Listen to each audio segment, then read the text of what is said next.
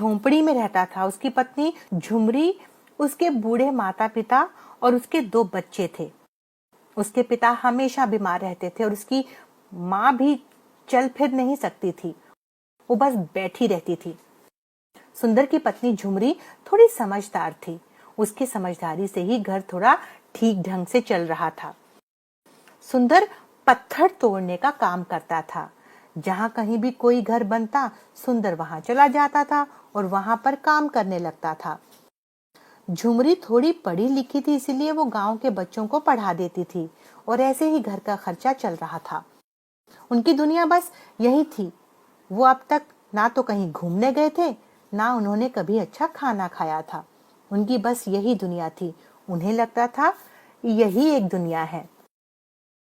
एक बार की बात है, सुंदर एक मकान में काम कर रहा था कि अचानक उसके हाथ में चोट लग जाती है और खून बहने लगता है। वो घर वापस आ जाता है और उसे देखकर उसकी पत्नी कहती है, अरे ये क्या हुआ तुम्हें? इतना खून कैसे निकल रहा है? अरे कुछ नहीं, वो बस अपना काम करते करते अचानक आंख लग गई और हथौड़ा पत्थर पर लगने की बजाय हाथ पर पड़ गया। तुम भी जरा ध्यान से काम किया करो। बैठो, दवा लगा देती हूँ। झुमरी भगवान को याद करते हुए कहती है, हे भगवान, कब तक हमारी परीक्षा लेता रहेगा? कब इस गरीब की दुनिया में कोई खुशी आएगी?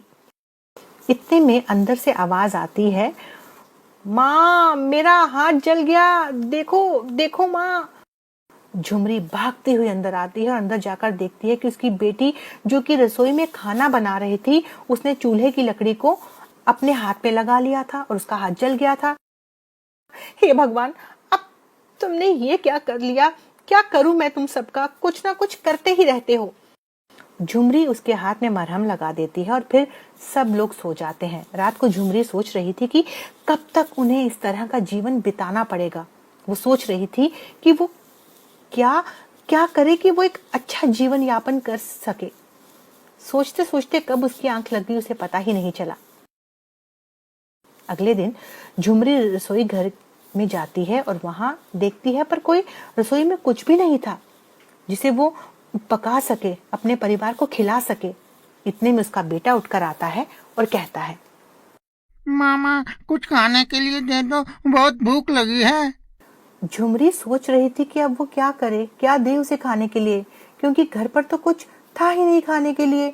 वो अपने बेटे को एक गिलास पानी पिला देती है और कहती है, बेटा अभी तो पानी पी ले, कुछ देर में आती हूँ, कुछ खाने के लिए लेकर आती हूँ तेरे लिए।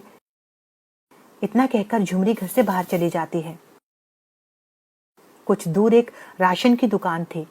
झुमरी दुकान में जाती है और दुकान वाले से कुछ अनाज उधार मांगती है। लाला जी, कुछ राशन दे दो उधार, घर में अन्न का एक दाना भी नहीं है। चल चल जा यहाँ से। अगर मैं सबको ऐसे ही मुफ्त में सामान बांटने लगा तो मैं क्या धर्मशाला जाऊंगा? लाला जी दया करो, मेरे बच्चे भूखे हैं, बूढ़े सास ससुर हैं, पति को चोट लग गई है, उनके खाने के लिए कुछ भी नहीं है, दया करो, कुछ तो दे दो। झुमरी वहां से चली जाती है और अपना सा मुंह लेकर घर आ जाती है। घर पर सब उसका इंतजार कर रहे थे। सुंदर ने खाना बना कर रखा था। झुमरी जब ये सब देखती है तो उसकी आंखों में आंसू आ जाते हैं। वो अपने पति से कहती है, अरे ये खाना कहाँ से आया? घर में तो कुछ भी नहीं था। अरे तूने मुझे इतना बेकार समझा है क्या कि मैं तुम लोगों का पेट भी नहीं भर सकता? झुमरी की आंखों में आंसू आ जाते हैं। रो मत पगली, सब ठीक हो जाएगा। बहुत जल्दी इस गरीब की दुनिया में भी खुशियाँ आएंगी। ऐसा कहकर सब खाना खाने लगते हैं। बाद में झुमरी उससे पूछती है कि वो कहाँ से खाना लेकर आया था। जहाँ पर मैं काम करता था ना, वहां से कुछ लोग आए थे और जो मैंने काम किया था उसके पैसे देकर चले गए और कहा कि अब काम पर ना आऊं जब तक कि मेरी चोट ठीक नहीं हो जाती।